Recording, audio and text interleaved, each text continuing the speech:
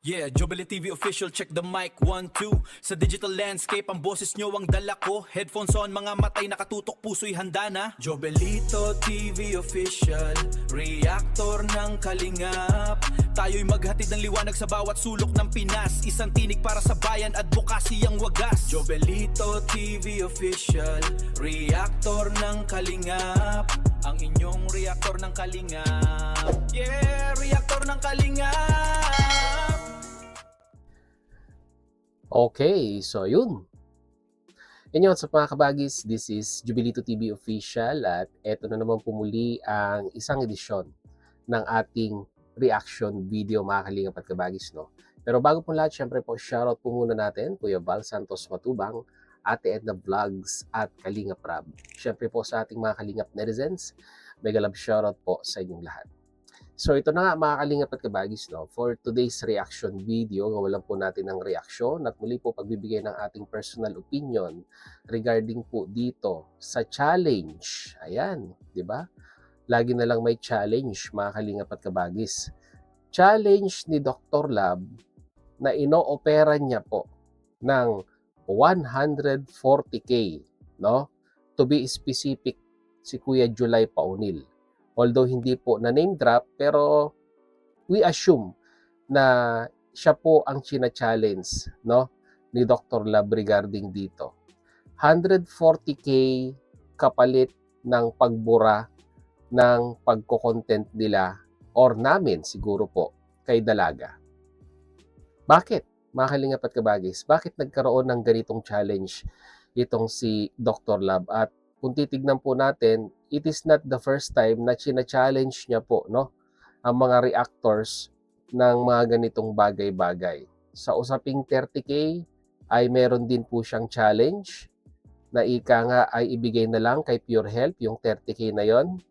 At ngayon naman po 140K, no, para burahin ang mga video or pagko-content patungkol dito kay Dalaga, no?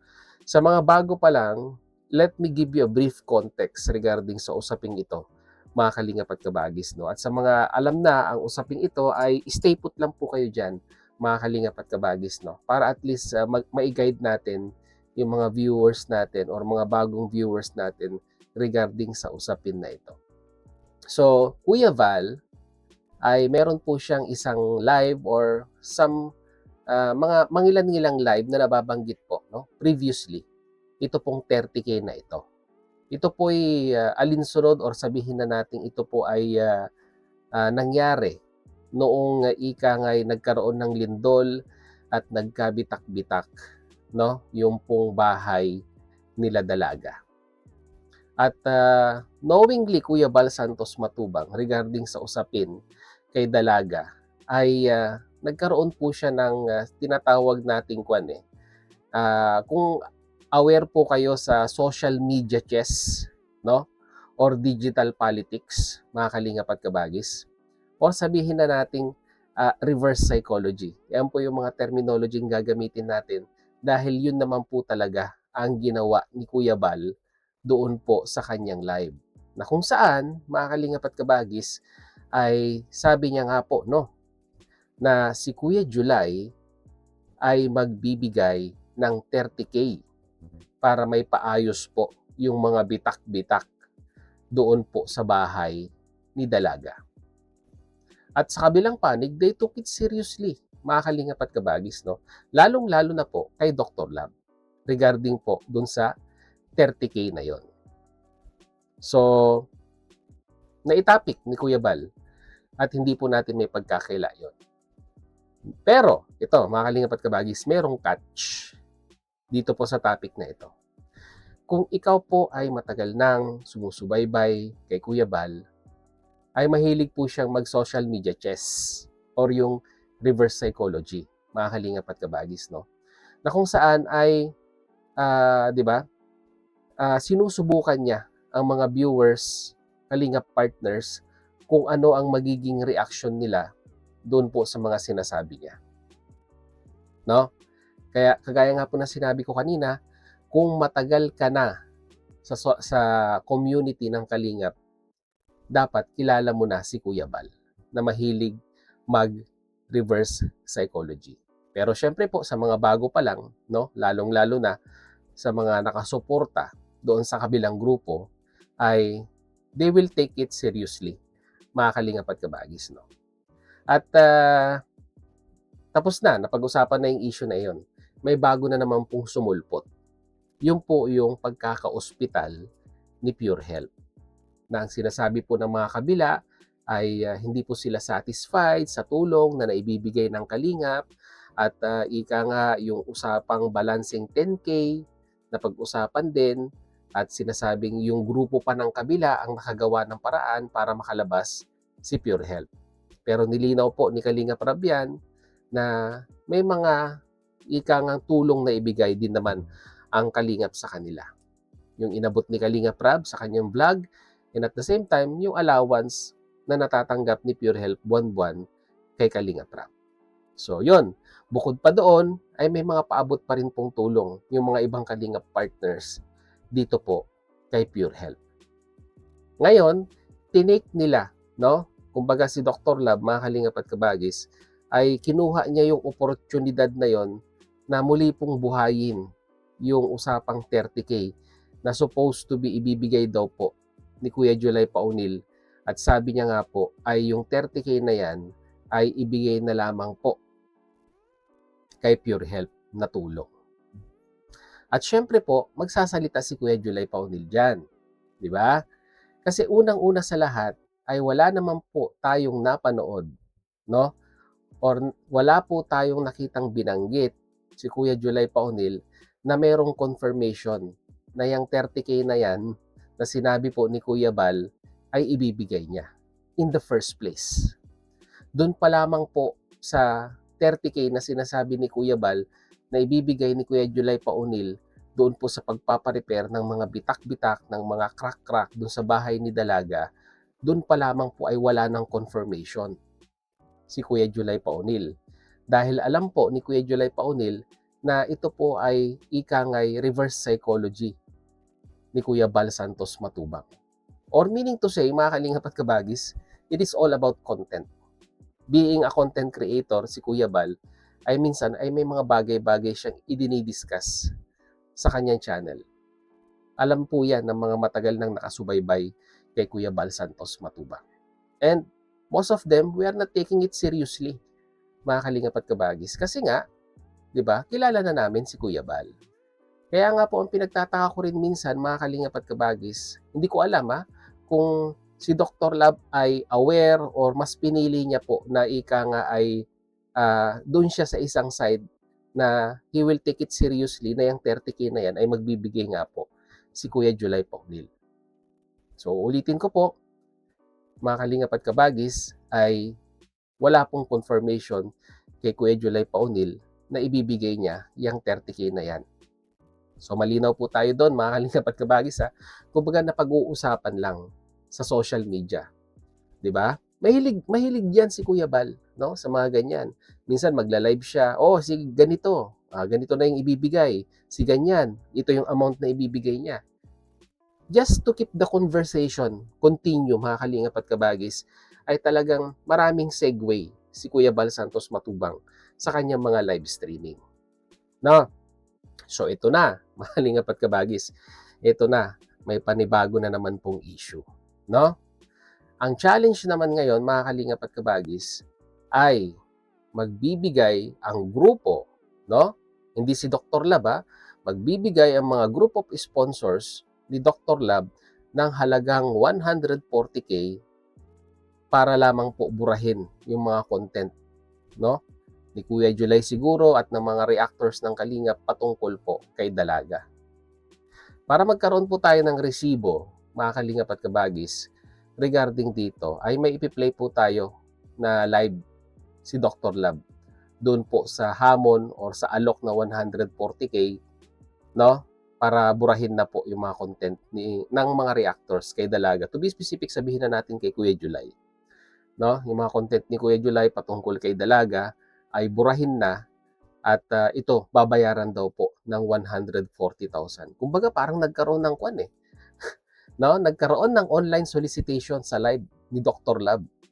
Mga kalingap at kabagis. dahil may mga nag-pledge ng amount, no? Para ika nga ay tapatan yung 30K na yan, mga kalingap at kabagis. So ito po yung ipaparinig ko pong part na nagkaroon po ng ika nga ay challenge si Dr. Lab at ng kanyang mga sponsors regarding sa usapin na ito. So narito po, mga kalingap at kabagis, pakinggan po natin. Ay kumpare, pero tinawag kitang kumpare.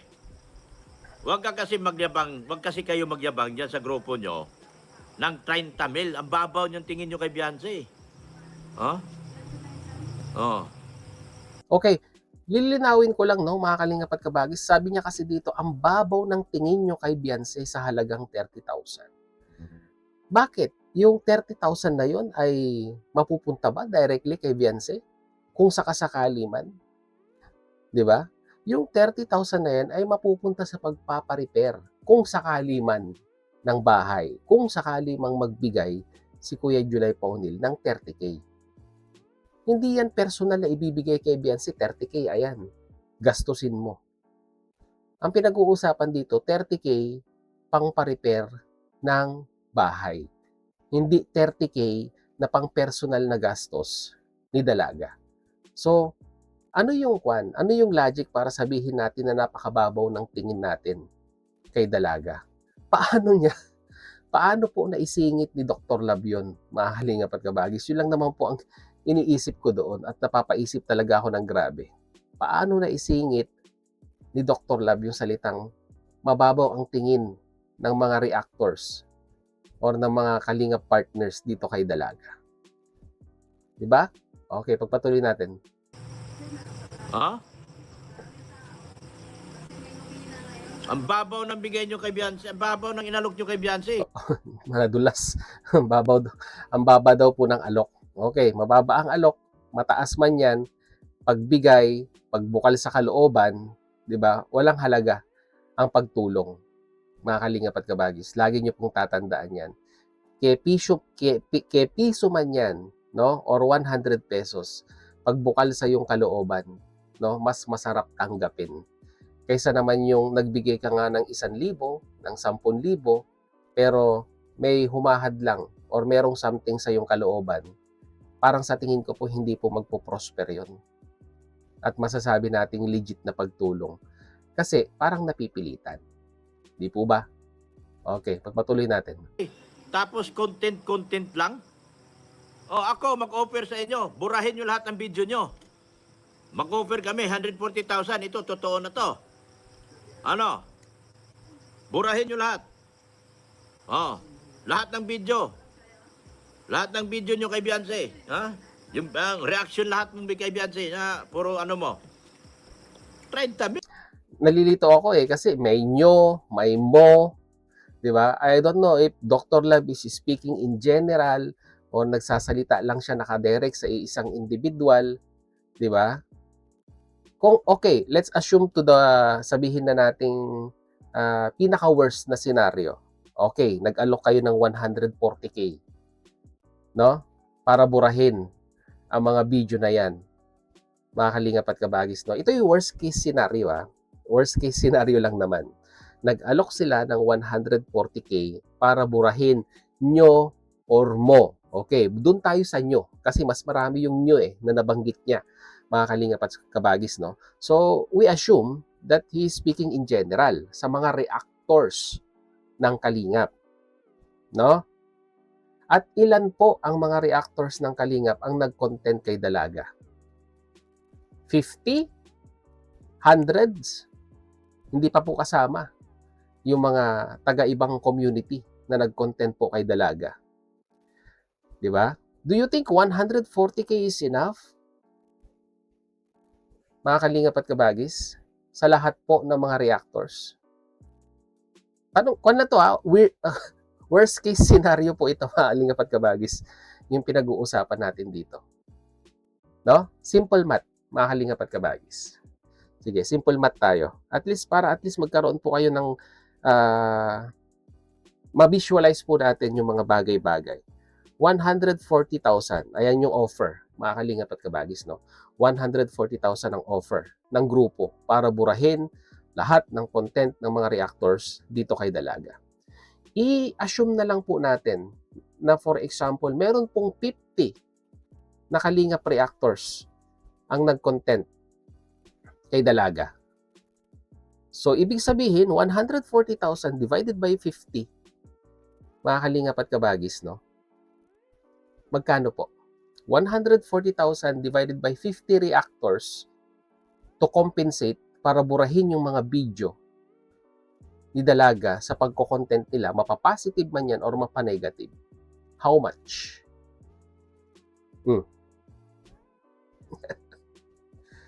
2,800 pesos? Dr. Lab?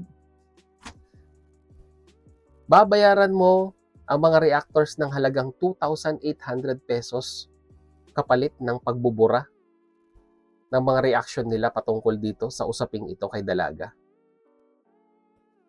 I think, no, na hindi tatanggapin ng mga reactors yan.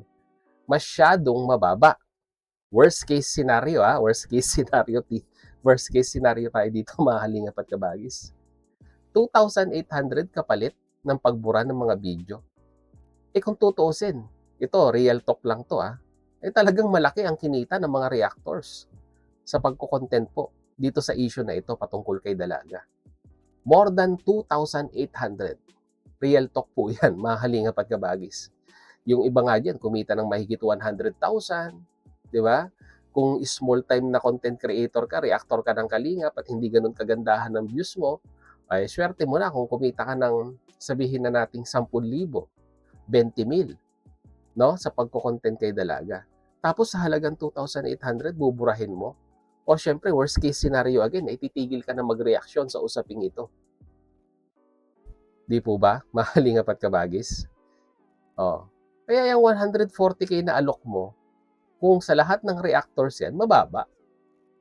Let's assume, mga Kalingap at Kabagis, nyo, tanggalin natin yung nyo, mo, naka-address lang sa iisang tao. For example, naka-address lang kay Kuya July, 140k. Aba, malaking halaga nga naman talaga yan. Diba? 140k. Pero just to think of it, Kuya July Paunil, no, as a ano ba tawag nito? Ito na lang, ang hirap Englishin ang taas ng supporters, maraming supporters ang isang July Paunil. Maraming naniniwala kay July Paunil. Nag-a-average yan ng 30,000, 20,000 per live. Hindi lang. Nag-a-average yan, I think, 30 to 40,000. No? Na viewers pag siya po ay nagla-live. Hindi pa kasama yung regular upload niya, no? Mga Kalingap at Kabagis. Do you think 140,000 is enough kay July Paunil kapalit ng pagbura ng mga video niya? Again, I don't think so. Mga Kalingap at Kabagis. Maliit pa ring halaga yan kapalit ng pagbura ng mga video, no? Or content patungkol kay Dalaga.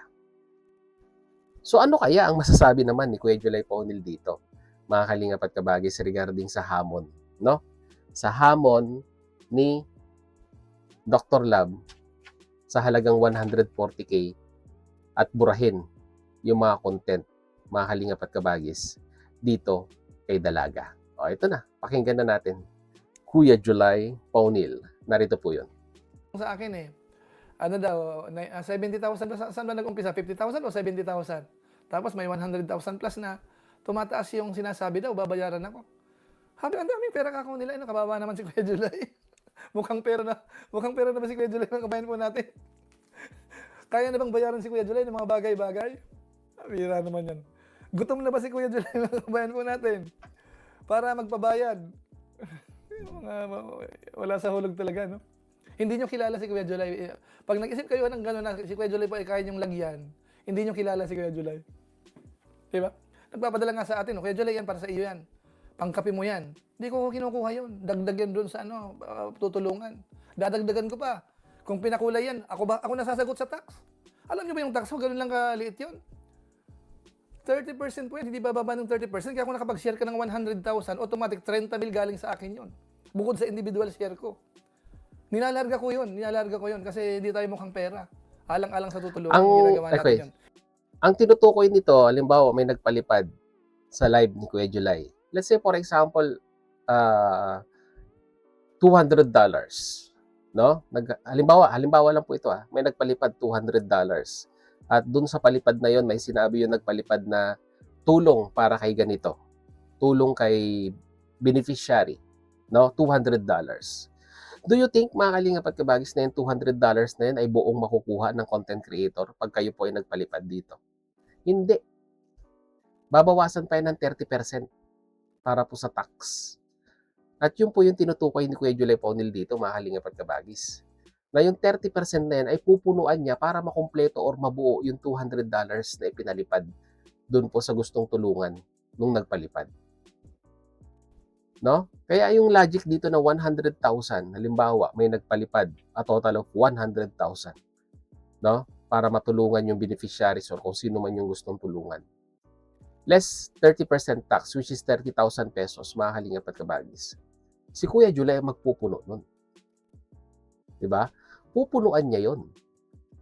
So, alam niyo, Kalingap at Kabagis, pagdating sa kaperahan, hindi niyo lang po kasi alam di ba? Kung hindi po kayo miyembro sa mga GC dito po sa community ng Kalingap, hindi niyo po alam kung gaano po kaluwag maglabas ng pera ang isang July Paunil pagdating po sa mga tinutulungan, pagdating sa mga landing pad. Hindi po kayo aware, mga Kalingap at Kabagis. Hindi po siya ganon kahirap magpaluwal ng pera pagdating sa pagtulong. Pera niya yun hindi pera ng sponsor. No? Pera niya yun, hindi pera ng sponsor. Take note of that, mga Kalingap at Kabagis. Okay, pagpatuloy natin. Yung hindi tina-challenge. Kasi pag tina-challenge mo ako, hindi ako magbibigay sa'yo. Gusto namin yung sariling palo, sariling naramdaman namin, tulong yan. Pero lalagyan ako ng 70,000, lalagyan ako ng 100,000. Bakit? Ganun na ba ang pangangailangan ni Kuya July? Wag naman ganun. Hindi ko naman sinasabi na ako po yung maraming pera. Hindi ko sinasabing ganun or marami akong kung ano man po. Ako po kasi mababa ang kaligayahan ko. Kung anong meron po ako, masaya po ako. Yun lang po kasimple yan, Kahit pa paano, hindi lang naman isang source of income natin. Diba po? So, pasalamat nga ako sa Panginoon At meron tayong ganyan Pero siyempre paminsan-minsan, kapag ganito ang sitwasyon na para bang gusto kang bayaran. Ha? Mabayaran si Kuya July? Mayroon naman yan. Bakit? Bakit naman? Huwag niyo po akong iparehas po sa iba o sa inyo, kung sino man po nag-aakusa. Huwag niyo iparehas po yung palaasa sa ibang tao. Palaasa sa sponsor hindi ho si Kuya July ganun. Kami po ang nag-i-sponsor. Okay? Okay. So, malinaw po yun, mga Kalingap at Kabagis, no? Ganito na lang, simplihan na lang natin, mga Kalingap at Kabagis, no? Pagdating sa pera, Kuya July, hindi niya po sinasamba ang pera. Ginagamit niyang instrumento ang pera para makatulong sa iba.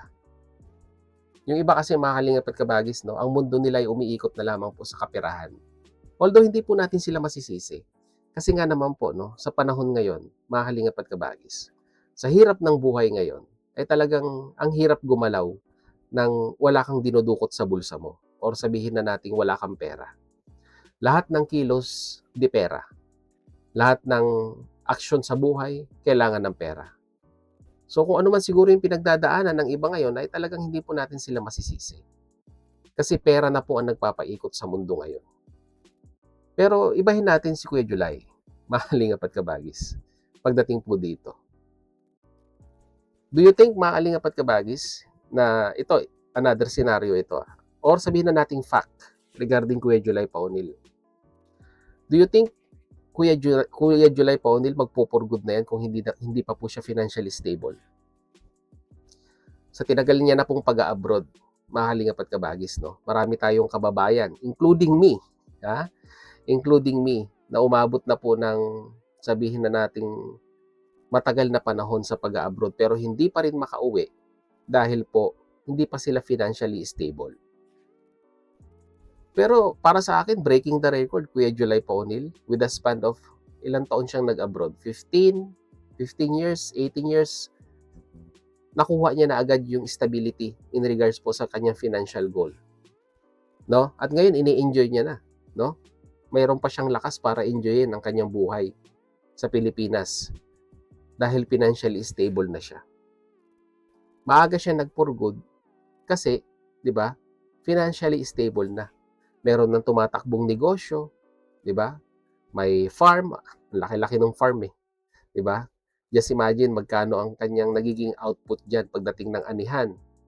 Isama mo pa yung kanyang pump station, yung kanyang gasoline station na yan mga kalingap at kabagis, no? Ang gasolinahan sa Pilipinas ay napaka high demand na klase ng negosyo. You don't need to attract customer. Customer ang lalapit sa iyo dahil they need, no? Basic commodities na po yan sa Pilipinas. Ang petrolyo. Pag may sasakyan ka, kailangan mo ng gasolina. Ganun lang po 'yon, mga kalingap at kabagis, no? Kaya nga po, mga kalingap at kabagis, so ulitin natin no? Ang mga paggamit po ng hypothetical na mga senaryo o yung tinatawag po nating reverse psychology ay para lamang po sa mga taong nakakaunawa doon po sa taong nagbibigay ng topic sa kanila. Pero pag hindi nyo po sila kilala, mga kalingap at kabagis, you will take it seriously. Kaya nga po yung pinagtataka ko kay Dr. Love, knowingly na matagal na din po siya, no, dati sa Kalingap, dapat siya pa po yung unang makakaunawa kay Kuya Bal Santos Matubang kung totoo po yung kanyang sinabi or hindi. Pero ngayon, parang ginamit niyang bala ito, no, para po ikangay banatan yung mga reactors, lalong-lalo na to be specific, yung pangalang nabanggit sa halagang 30,000 pesos, which is si Kuya July Paunil, mga kalingap at kabagis. Pinapakita lang nito, mga kalingap at kabagis, na hindi lahat ng naririnig, no, na pasaringan ng mga creators ay dapat paniwalaan agad.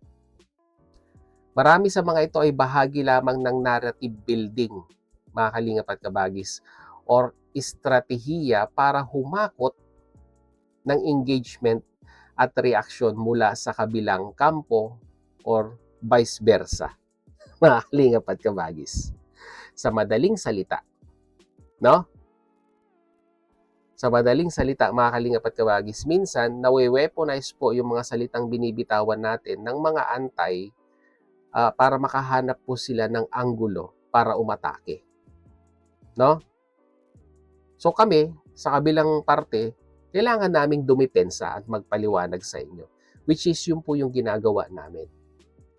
Uulitin ko po, mga kalingap at kabagis, yung ginawa ni Kuya Bal Santos Matubang, no? Somebody will agree, somebody will disagree. Hindi na po natin kailangan pag-usapan yan. Pero dito po sa mundo ng social media, mga kalingap at kabagis, all content creators, lalong-lalo na po sa mga reactors, we are playing the social media chess or yung tinatawag nating digital politics. No? Para saan po? Para magkaroon po kami ng engagement. No? Mga kalingap at kabagis. And one more thing regarding sa 140,000 na yan. Kung ganun po kayo kasincere, no, sa pagbibigay ng 140K at yan naman po ay dinecline ni Kuya July Paunil, wag na po nating ipilit, no? Hindi po kailangan ni Kuya July Paunil ng 140K, bagkus kung ganyan naman po ka-generous enough yung mga sponsor po, no, sa kabilang panig, there is two option, no? Ako ay magbibigay din naman po ng option sa inyo. Total, hindi naman kailangan ni Kuya July Paunil ng 140K ninyo. Yang 140K na yan, pwede nyo na pong itulong, idagdag kay Pure Health. Total, nanawagan din naman po si Dalaga na tulungan si Pure Health. Malaking tulong yan kay Pure Health sa pag-recover niya at sa paggaling po ng kanyang mata. Charity yan, di ba? Charity yan. Yung pera ninyo, mas may pupuntahang magandang bagay. Hindi yung tayo ay magbibigay ng pera para ikabagsak ng iba. Di ba? Tulong na lang kay Pure Health. Or sabihin na natin, another suggestion. Ipunin na lamang po kasi may bali-balita ako mga kalingap at kabagis, no? Na sa darating na birthday ni Dalaga ay may plano po kayong pabahayan, no? Ng panibago. Ang kanyang pamilya ay pag-ipunan na lang po, di ba? 140K will come a long way, mga kalingap at kabagis, para po mag-materialize yung mga plano po ninyo kay Dalaga. At yung nga po yung bali-balita natin ay pabahay, panibagong pabahay, mga kalingap at kabagis. So, yun, nabot tayo ng kalahating oras sa ating reaction video for today, mga kalingap at kabagis. And ito naman po yung napag-uusapan lang, no? Tayo po ay nakafocus lamang sa issue or ika nga dun sa topic na nababanggit ni Dr. Lab at ni Kuya July Paunil, no? Mga kalingap at kabagis. Kaya kagaya po ng dati, your opinion matters. Kaya mag-comment po kayo sa ating comment section kung ano naman po ang inyong masasabi, opinion, reaction dito po sa napag-usapan natin ngayong araw na ito. So yun, muli, maraming salamat. Talaga sa dulo po ng ating reaction video ngayong araw na ito ay nasamahan niyo po muli si Jubilito TV Official, no? Mga kalingap at kabagis. At muli po, nagpapaalala po ang inyong host sa mga hindi pa nakasubscribe po sa ating YouTube channel. Subscribe nyo na po. At maraming salamat mga kalingap at kabagis sa mga nag-subscribe dahil nasa 93,000 subscribers na po tayo. Ayan, malapit-lapit na pero malayo pa para sa silver play button, mga kalingap at kabagis. At kung nagustuhan nyo po ang ating reaction video for today, ay paki-like and share po ang ating reaction video for today dahil napakalaking tulong po sa amin yan, no? Mga kalingap at kabagis, na kahit paano man lang mag-balance yung number of views and likes para sa recommendation, no? Mga kalingap at kabagis, yun lang po ang hinihiling namin, na pag kayo po ay pumasyal, kahit hindi nyo po tapusin yung video, paki-like po bago po kayo umalis. Malaking tulong na po yan at maraming salamat po sa inyo in advance. So hanggang dito na lang mga kalingap at kabagis. Once again, this is Jubilito TV Official, proud member po ng Team Koos at ng Team Bios ng Kalingap. As I always say, mga kalingap at kabagis, peace, God first. God bless po. Bye! Yeah, Jobele TV Official, check the mic, 1, 2. Sa digital landscape, ang boses nyo ang dala ko. Headphones on, mga matay nakatutok, puso'y handa na. Jobelito TV Official, reactor ng kalingap. Tayo'y maghatid ng liwanag sa bawat sulok ng Pinas. Isang tinig para sa bayan, advokasy ang wagas. Jobelito TV Official, reactor ng kalingap. Ang inyong reactor ng kalingap. Yeah, reactor ng kalingap.